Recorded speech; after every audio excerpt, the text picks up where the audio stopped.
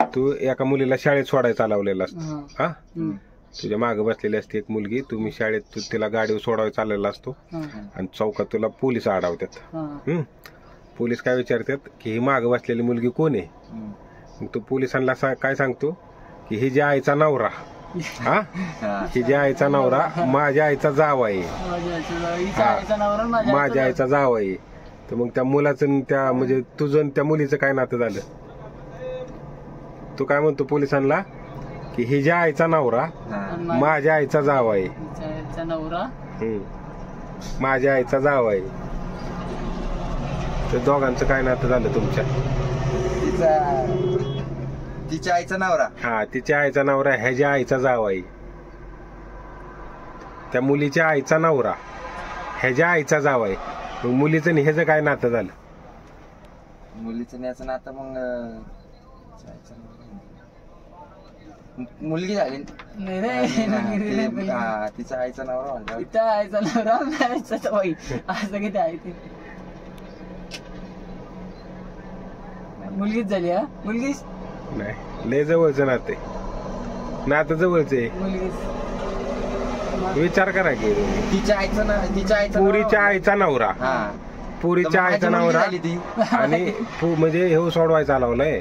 मग ह्याच्या मागे जी मुलगी बसली तर तिच्या आईचा नवरा ह्याच्या आईचा जावा आहे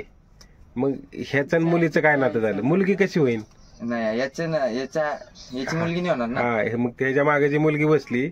तिच्या आईचा नवरा ह्याच्या आईचा जावा आहे ह्यो कोण झाला मुलीचा नाही ना रे बाप कसं मुलीचा तू जावाईचा मामा होत हा कसं होते मामा सांगा की आता हानले आता तुम्ही ठोक्याने कसं होते मामा ते त्या मुलीच्या आईचा नवरा तुझा कोण झाला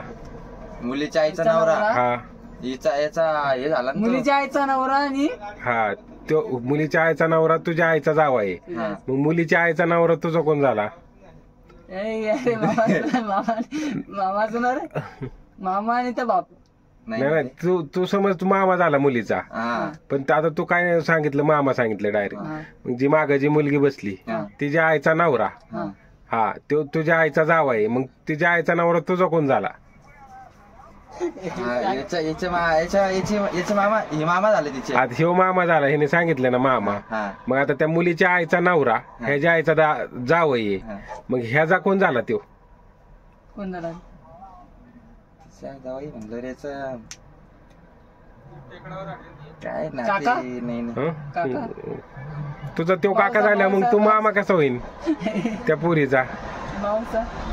त्या पोरीचा पण मामाच राहील ना तो